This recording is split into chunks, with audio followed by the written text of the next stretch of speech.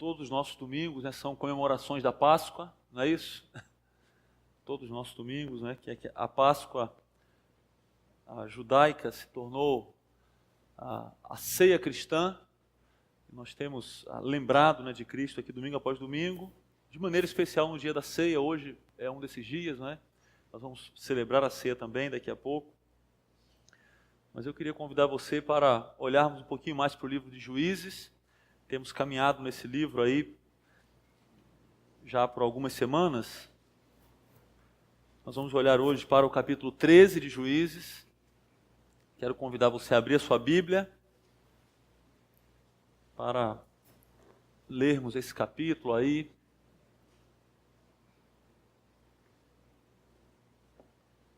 Nós vamos hoje, eu vou apenas citar, nós vamos ver que no final do capítulo 12, aparecem aí mais 3 juízes menores, né? Menores por causa do relato bíblico curto sobre eles, não é? Então tem 3 aí no final do capítulo 12 de Juízes. Não vamos ler esses versículos agora, nós vamos olhar já para o capítulo 13, vamos olhar para o último juiz de Israel relatado no livro. Não o último em termos de cronologia, não é? Sansão, provavelmente ele foi contemporâneo de Jefté, que nós já vimos aqui, só que eles estavam em territórios diferentes, né? Então nós vamos olhar aí para a história de Sansão. As crianças gostam, né, da história de Sansão. Talvez seja o juiz mais famoso, né, do livro de Juízes. Talvez ele tenha uma fama que ele não mereça. Talvez essa fama não seja muito precisa, não é? Muito coerente com o relato bíblico, a maneira como ele é apresentado. Mas de fato ele é um personagem destacado no livro de Juízes. Nós temos aí bastante narração sobre ele, sobre a vida dele. Nós temos pelo menos 3 episódios que destacam na vida de Sansão. Nós devemos olhar cada um deles aqui, um de cada vez, não é? Vamos olhar hoje para o nascimento, mas nós temos também o casamento e por fim o sepultamento. 3 episódios marcantes na vida de Sansão. Mas nós vamos ler agora que o nascimento de Sansão ele foi marcado por grandes privilégios. Grandes privilégios. Ele de fato ele foi separado para Deus antes do nascimento. Uma coisa diferente acontece no livro dos Juízes. Algo diferente acontece aqui, não é? Há uma ótima preparação para o futuro de Israel. Então há uma expectativa, não é? Um nascimento milagroso, seguido de promessa. Ele tem uma mãe sábia, um pai, pelo jeito também, temente a Deus, não é? Interessado também na criação dele. Então algo assim muito propício para que alguma coisa muito diferente aconteça no livro dos Juízes, não é? Só que o que nós temos aqui é uma ilustração da situação do povo de Deus, do Éden até a Nova Jerusalém. Nós temos aqui uma ilustração muito clara da maneira como o povo de Deus tem se portado, com grandes oportunidades, com grandes privilégios, mas ao mesmo tempo com grandes pecados também, e deixando muito a desejar. Mas nós temos também aqui alusões maravilhosas ao juiz e salvador perfeito que estava por vir. Eu penso que Juízes 13 é o capítulo mais bonito do livro, em disparada, capítulo muito bonito, né, com muita esperança, e talvez tenhamos aqui o clímax do livro, né, o ponto alto do livro, no capítulo 13, que nós vamos olhar para ele agora. Mas antes vamos orar mais uma vez. Senhor, diante da sua palavra, nós reconhecemos a nossa pequenez, a nossa insuficiência, a nossa limitação e também a nossa necessidade, ó Deus, dela. Por isso pedimos, ó Deus, ilumina-nos aqui, para olharmos para esse trecho da sua palavra e entendermos, ó Deus, um pouco do privilégio que temos ao sermos salvos pelo Senhor, ao sermos transformados pelo Senhor, e também que entendamos a responsabilidade que temos de dedicarmos as nossas vidas em consagração para o Senhor, tendo um relacionamento vivo com o Senhor, com o teu Filho Jesus. Ajuda-nos, ó Deus, aqui. Ilumina-nos, ó Deus, para tirarmos proveito da sua palavra nesse tempo. Visita-nos aqui nesse tempo. É a nossa oração em nome de Jesus. Amém.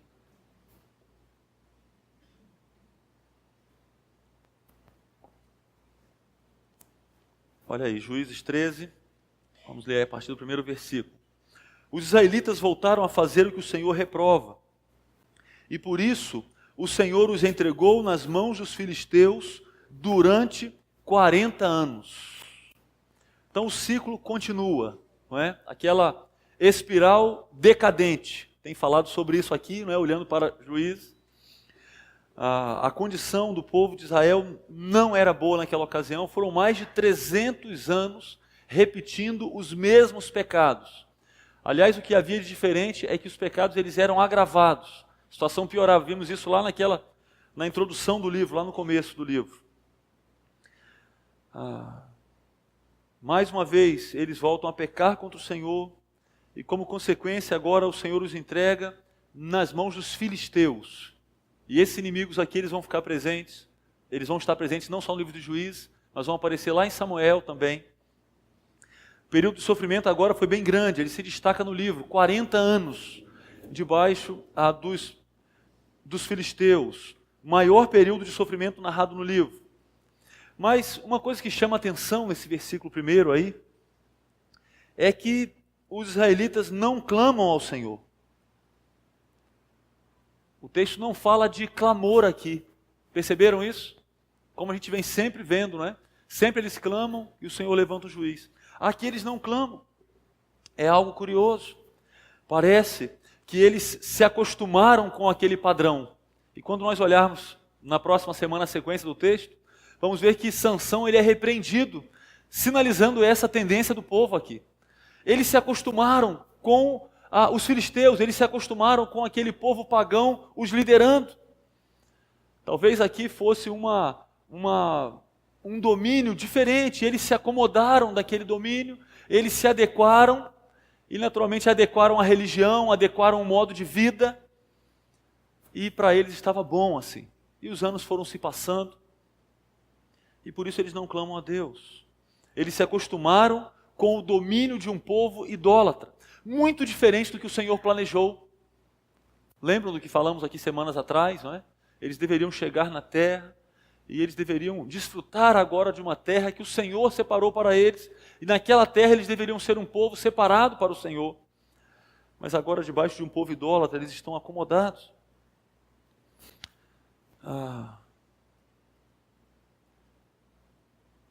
Sofrimento na mão dos inimigos era a demonstração do amor do Senhor, sinalizando que o pecado é mau. Porque os ídolos são maus, mas Deus é bom. Um Deus bom não tolera os seus servos vivendo no pecado. Ele não fica indiferente a isso. Em contrapartida, o pecado mantém o pecador naquela esteira cansativa, repetitiva, desgastante. É o que estava acontecendo com o povo de Israel e é o que acontece com o pecador hoje. Mesma coisa. É uma esteira cansativa, uma repetição cansativa, esgotante, que suga a vida. O texto diz que eles fizeram o que era mal aos olhos do Senhor, na revista atualizada, na NVI, voltaram a fazer o que o Senhor reprova. Na sequência do texto, nós vamos ver nos capítulos finais de Juízes, que essa frase ela vai mudar, com o mesmo sentido, mas vai dizer o seguinte: cada um fazia o que parecia direito aos seus próprios olhos. A mesma coisa. Aqui eles estão fazendo o que era mal aos olhos do Senhor. Ou seja, o que eles faziam não era mal aos seus próprios olhos. Na avaliação deles estava tudo bem. A vida estava indo muito bem. Mas aos olhos de Deus, o comportamento deles era mau.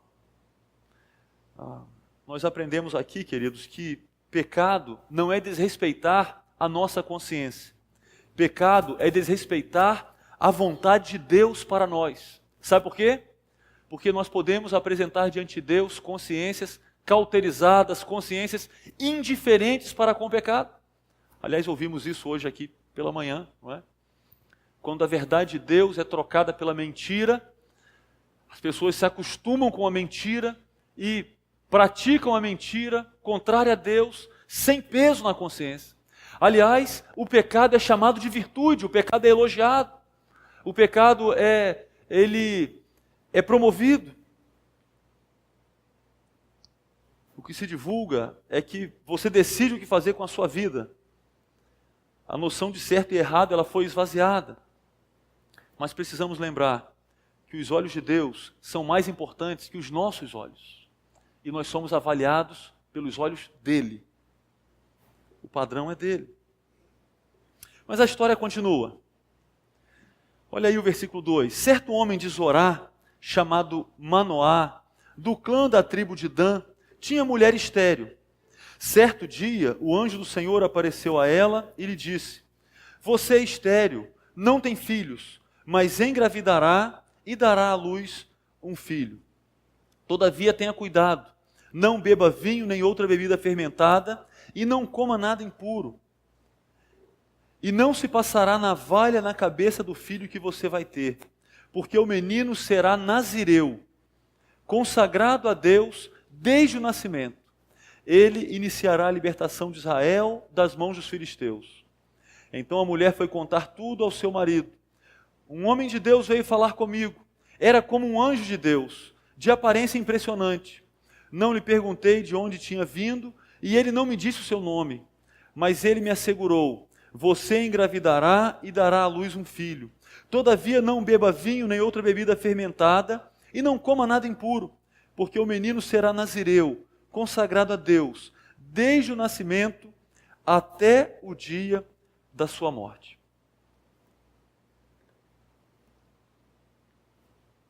Manoá tinha uma mulher estéril. Ela não podia ter filhos, algo terrível para uma mulher israelita. Não é? Era algo considerado algo muito pesado, não é? Para a mulher, para a sociedade naquele tempo, extremamente valorizado. O fato de poder ter filhos era algo extremamente valorizado. E aqui então nós nos deparamos, primeiramente, com um quadro de desesperança. Bom, uma mulher estéril não traz esperança para essa nação que precisa de um libertador. O cenário então não é favorável, no primeiro momento, para qualquer mudança naquela situação triste, daquela esteira cansativa de pecado. Mas pela misericórdia de Deus, acontece algo espetacular. Algo diferente acontece no livro agora. O Senhor escolhe o juiz antes do seu nascimento. E ele, como se não bastasse escolhê-lo antes do nascimento, ele será fruto de um milagre. Porque a sua mãe não pode ter filhos. Ela não tem filhos e não pode ter filhos. Algo provado para aquele tempo. As instruções que ela recebe uma promessa, mas junto com instruções importantes, que lemos aí dos versículos de 3 a 5. O Senhor aparece para aquela mulher e faz uma promessa maravilhosa, surge então uma esperança, ela vai engravidar, aí terá um menino. Deus está mostrando que o cumprimento de suas promessas de salvação estavam fora de qualquer ser humano, do alcance de qualquer ser humano. Porque ele, como o apóstolo Paulo diz, não é? Ele é o único que dá vida aos mortos e chama à existência as coisas que ainda não existem, como se já existissem. É um milagre aqui. A salvação sempre é um milagre. A salvação não tem origem em nós. A salvação não é um recurso que nós criamos e inventamos. A salvação que precisamos é um recurso divino. E o Senhor está lembrando isso para os israelitas, está lembrando isso para nós também. Mas a promessa é seguida de instruções para a mãe e para o filho. A mãe não poderia beber vinho ou qualquer bebida fermentada, ela não poderia comer nada impuro. Naturalmente, olhando para o texto lá de Números, ela não deveria também tocar num cadáver. Sabe por quê? Porque o menino que estaria no ventre dela, ele seria um nazireu por toda a sua vida. Então, ele não deveria cortar o cabelo, nem fazer a barba. Imagine só, não é? Encontrar esse camarada. Hoje em dia isso é moda, né? Mas eu não sei se mesmo com a moda isso fica bonito, não. Mas naquela ocasião, o indivíduo que fosse encontrado assim em Israel, com um cabelo muito grande, uma barba muito grande, já identificava-se esse voto no rosto dele. Ele não poderia cortar o cabelo, não deveria fazer a barba. E no caso desse menino, seria assim por toda a vida. Ele não deveria tocar no cadáver, em nenhum cadáver. Ele não poderia comer nada impuro, como a lei já prescrevia. E ele também não poderia tomar vinho, algo muito comum para o tempo deles. Não poderia nem sequer comer uvas. Não só o vinho, da uva lá fermentada, o suco da uva fermentado. Ele não poderia comer uva, nem uva passas ele poderia comer. Algo que eles comiam bastante também naquele tempo. Ele não poderia comer. Porque isso representava o seu voto. A consagração que o seu voto requeria. Esse menino seria um nazireu. E quando essa palavra surge aí, nós precisamos voltar lá para Números 6. Volte aí rapidamente. Deixa Juízes marcado e vá aí para Números 6. A lei já falava sobre esse voto voluntário. Quando alguém desejava ser um nazireu.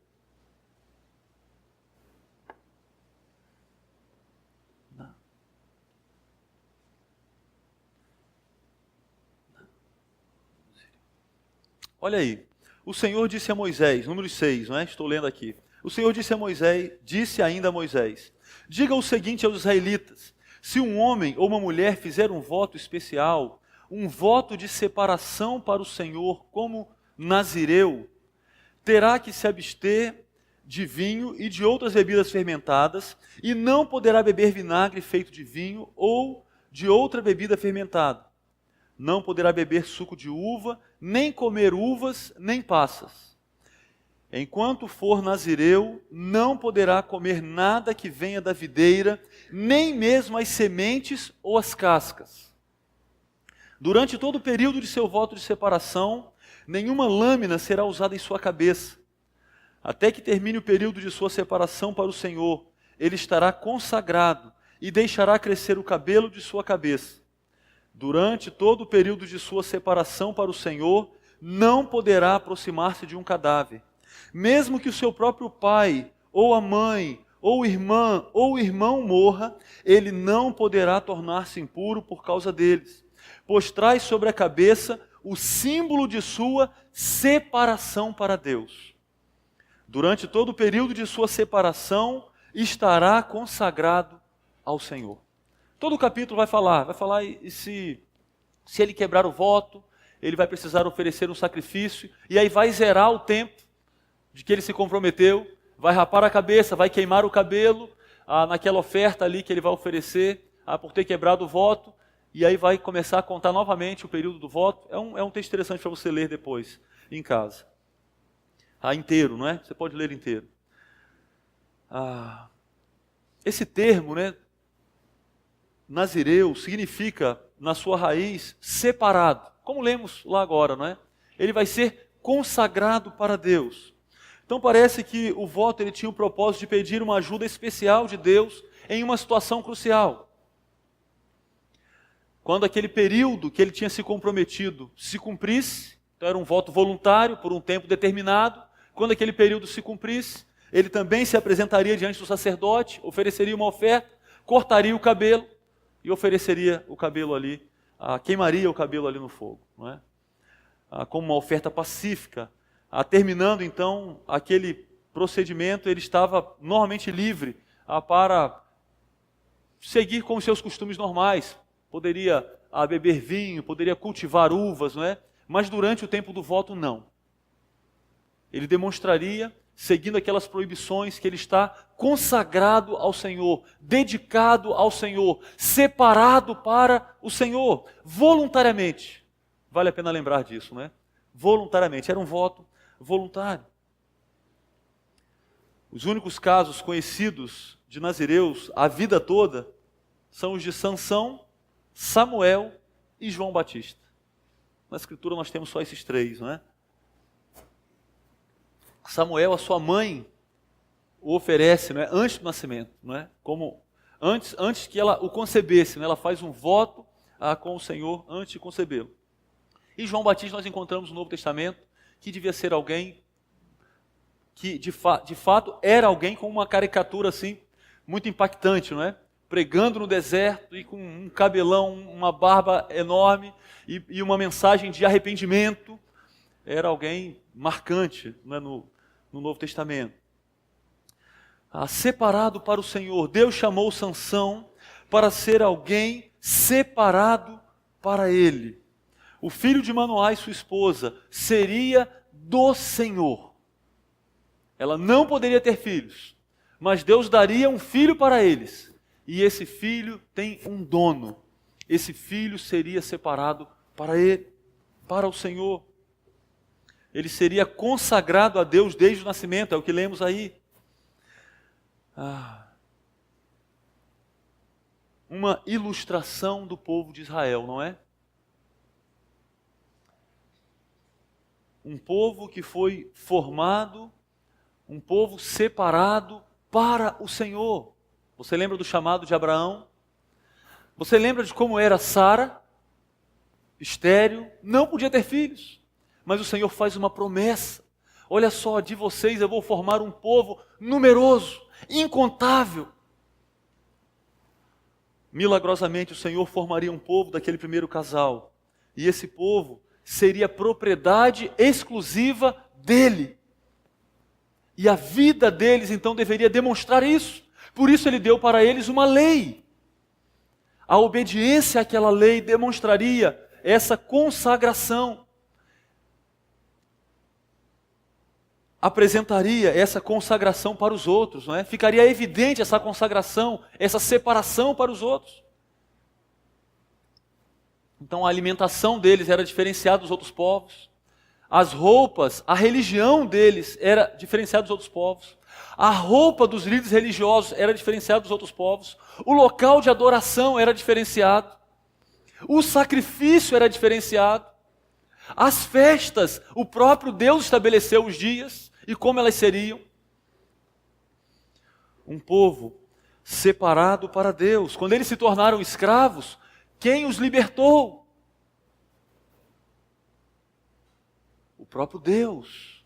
E aí eles instituem, o próprio Deus institui a Páscoa, para lembrá-los disso, que eles eram separados para o Senhor. Os primogênitos, a partir daquela libertação no Egito, foram separados para o Senhor, porque o anjo matou os primogênitos dos egípcios, mas os israelitas não. E agora então eles eram separados para o Senhor, os primogênitos dos animais. Tudo isso lembrando para o povo que eles eram separados, um povo separado para Deus. Como eles estão vivendo nos períodos dos juízes. Eles não estão vivendo como pessoas, como um povo separado para Deus. Um povo santo para o Senhor. Esse era o problema no tempo dos juízes. O problema não eram os inimigos.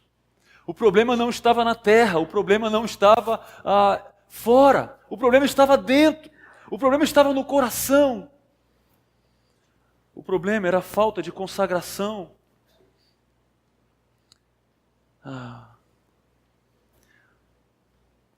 O texto diz, nós lemos aqui, então, nós temos aqui uma ilustração do povo de Israel, mas nós temos uma ilustração do povo de Deus, da igreja também.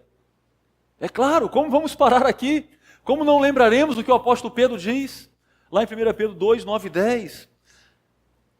Nós fomos resgatados para sermos santos, propriedade exclusiva de Deus, é o que ele diz lá.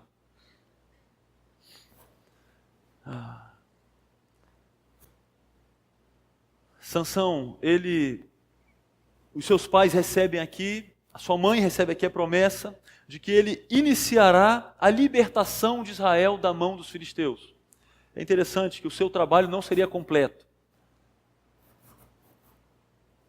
Sansão é o último juiz, mas ele aponta para além de si mesmo.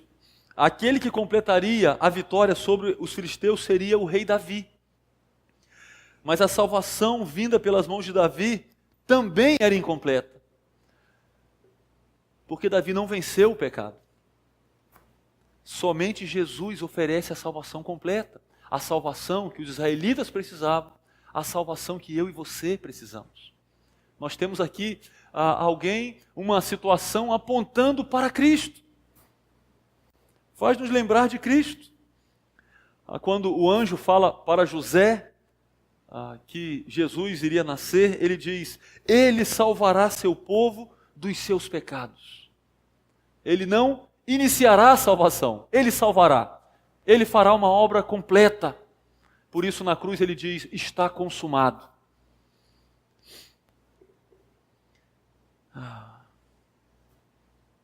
esposa de Manoá entende perfeitamente a mensagem do anjo, né? E por isso ela reproduz com fidelidade as instruções que foram dadas para o seu marido, não é? Especialmente a parte aí da consagração a Deus desde o nascimento.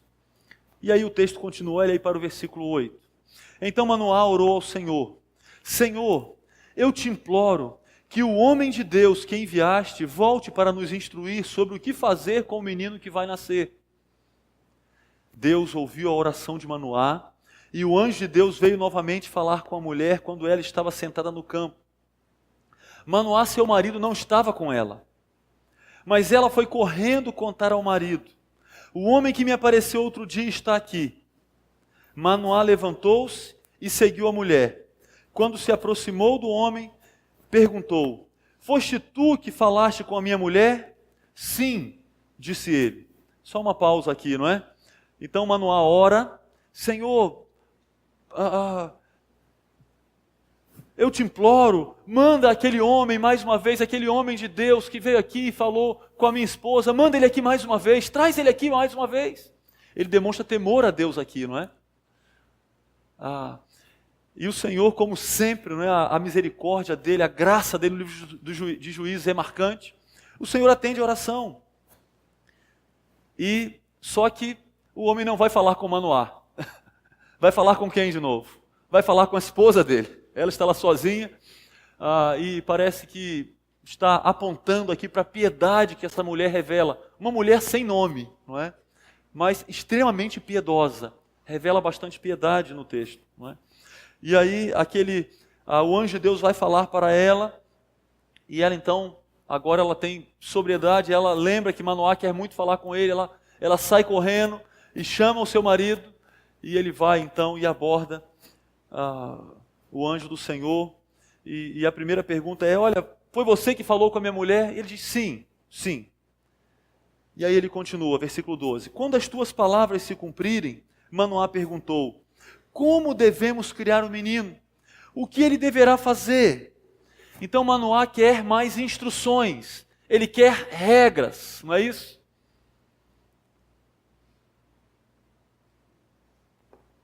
Mas olha a resposta.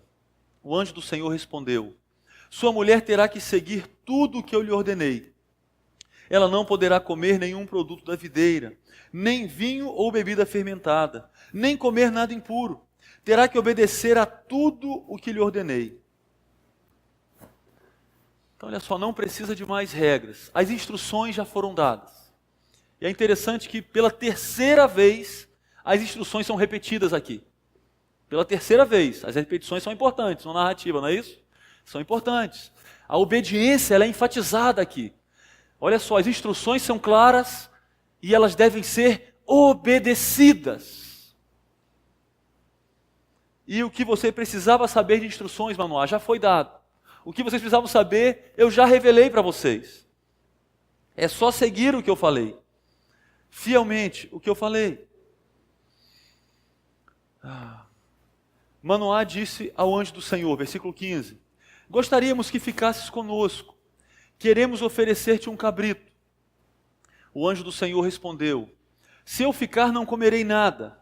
Mas se você preparar um holocausto, ofereça-o ao Senhor. Manoá não sabia que era o anjo do Senhor. Então veja bem, o narrador está nos informando que quem está ali é o anjo do Senhor. Mas Manoá não está conversando com o anjo do Senhor. Na cabeça dele ele está conversando com um profeta. Na cabeça da esposa dele é a mesma coisa. Era um profeta, enviado por Deus. Mas o narrador já adiantou para a gente, não, é o anjo do Senhor. E aí ele quer agora honrar aquele homem com a hospitalidade típica daquele tempo. olha só, eu vou fazer uma refeição rápida para você, vou preparar um cabrito. Pega lá o cabrito no pasto, não é isso? Mata ele, limpa. É impressionante como a concepção de tempo, né, é diferente da nossa, não é? Falou de uma refeição na hora, assim, você já pensa logo numa pizza, né? Descongela, a esposa já está, né, com tudo pronto, micro-ondas. Nada disso, não é? É uma diferença incrível. E tem pessoas que vivem assim ainda hoje. A nossa cultura não é assim, né? Mas tem culturas que são assim, as refeições duram horas, não é? E faz parte, esse tempo de preparo faz parte desse tempo aí de comunhão, né? A gente é apressado demais para isso. É apressado demais, né? Nem a pizza a gente quer esperar. Quanto mais matar o cabrito e preparar ele no fogo a lenha, né? Quanto mais isso.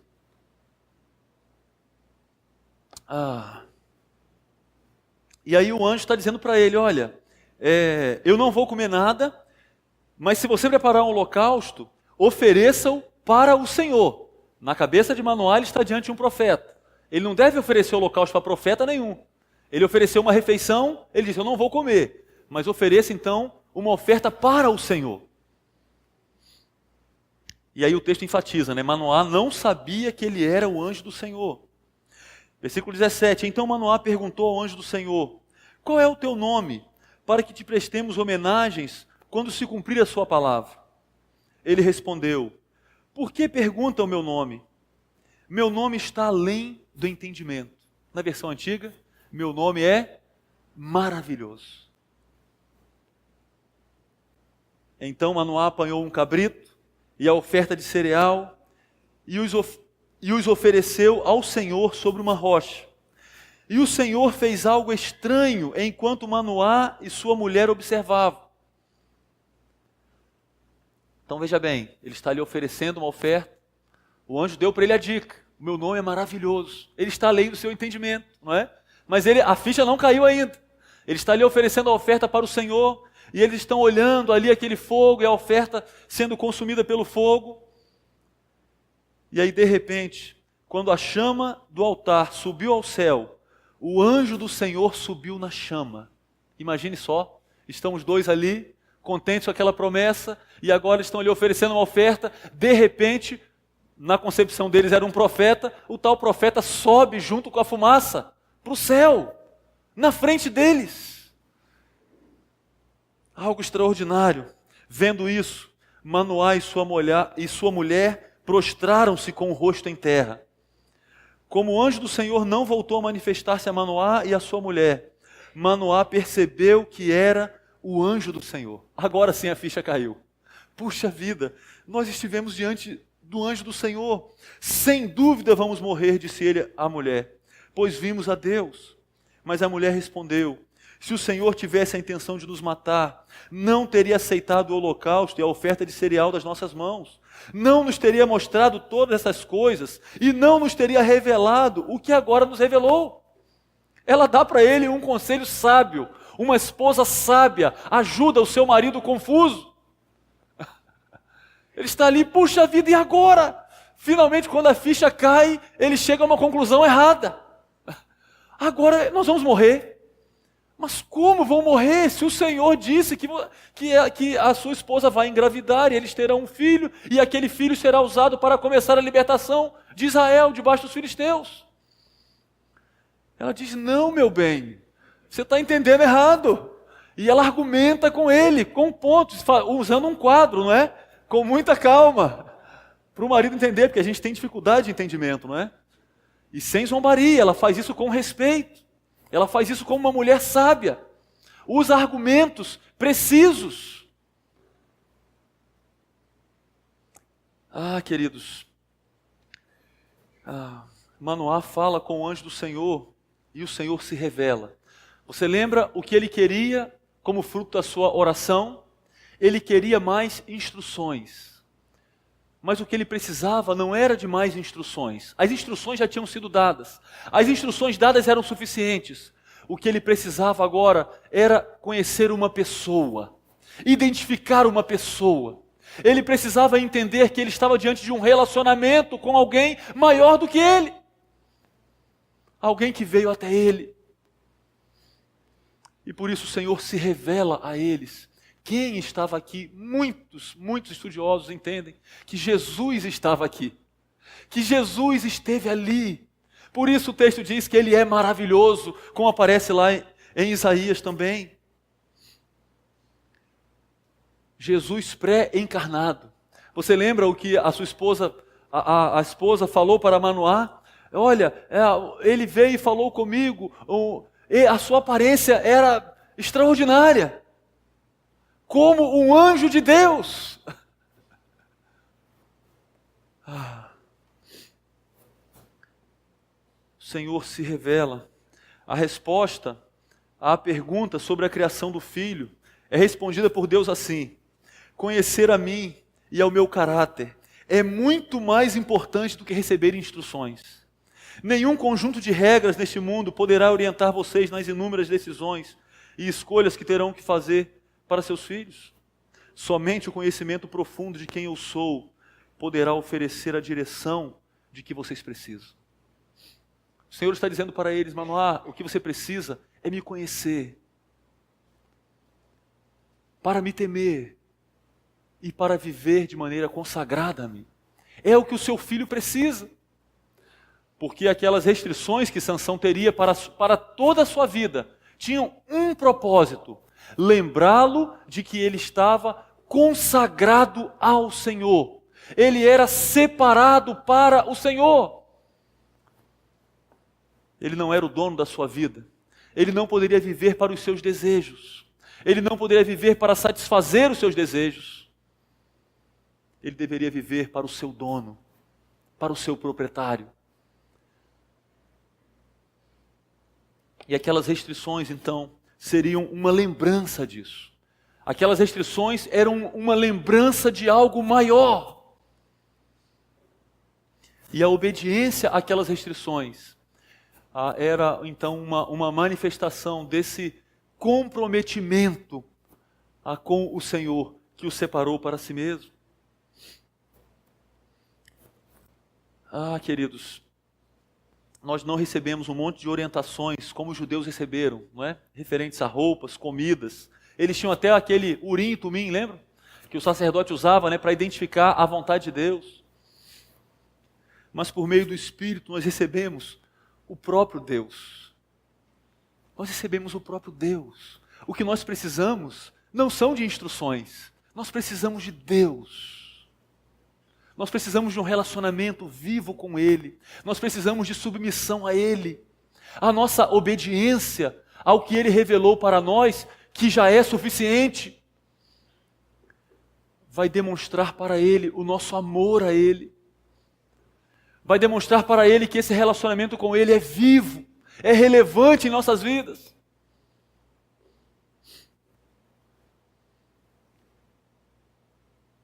Ao contemplar a redenção na cruz e a ressurreição triunfal de Cristo, nós enxergamos o caráter de Deus com muito mais clareza do que os heróis do Antigo Testamento conseguiram enxergar. O que aconteceu ali diante de Manoá e a sua esposa foi algo extraordinário. Mas o nosso privilégio é maior do que o deles. Eles viram o anjo do Senhor subindo naquela fumaça. Um milagre aconteceu. A sua esposa engravidou de maneira milagrosa.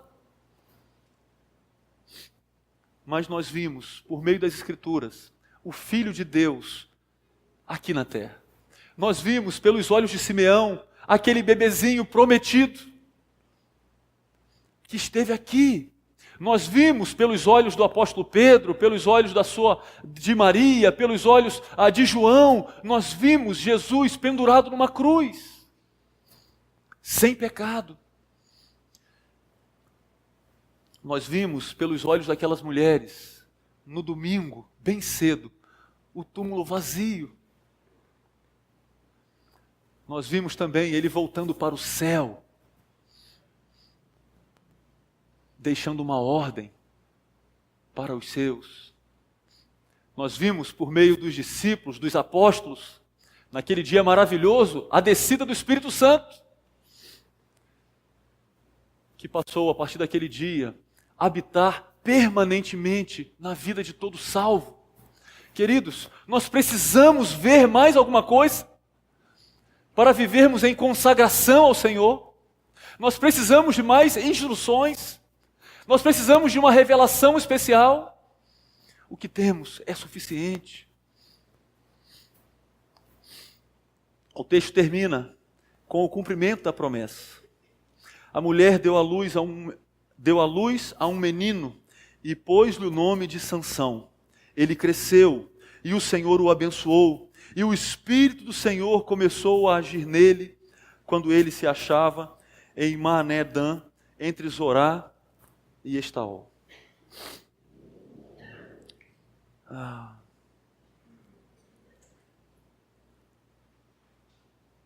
Deus trabalha em favor de seu povo fraco e falho e também trabalha por intermédio dele.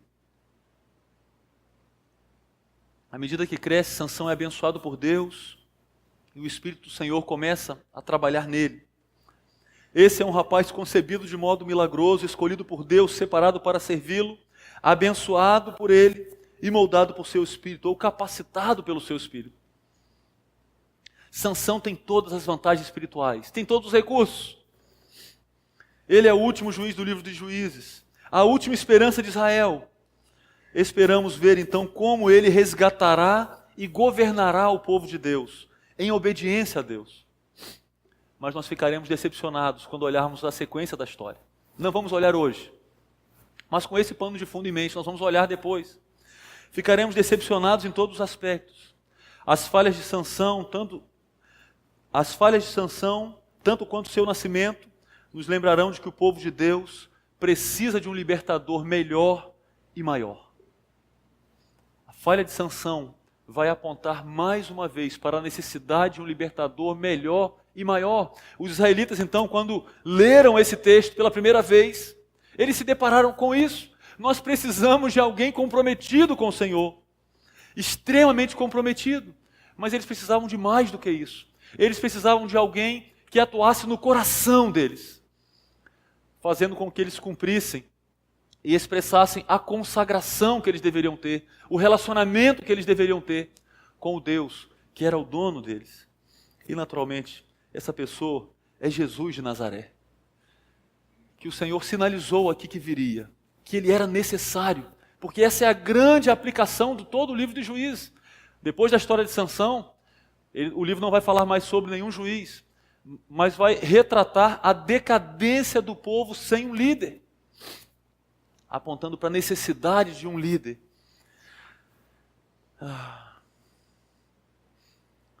Sansão então deveria apresentar diante de Deus uma consagração voluntária, por meio da sua obediência, não é? Assim como o voto de Nazireu. O privilégio de ser um instrumento do Senhor requer separação para o Senhor. Talvez melhor dizendo aqui, não é? Requer um relacionamento vivo com o Senhor. É o que o texto está propondo para nós. Por isso eu gostaria de convidar os irmãos para cantarmos agora Mais de Cristo Eu Quero Ter. É o que nós precisamos, queridos, para crescermos em consagração para Ele, para lembrarmos do chamado dEle. Nós precisamos dEle. Então eu gostaria de convidar os irmãos para cantarmos Mais de Cristo Eu Quero Ter. E na sequência, participarmos da ceia do Senhor, lembrando do sacrifício dele por nós.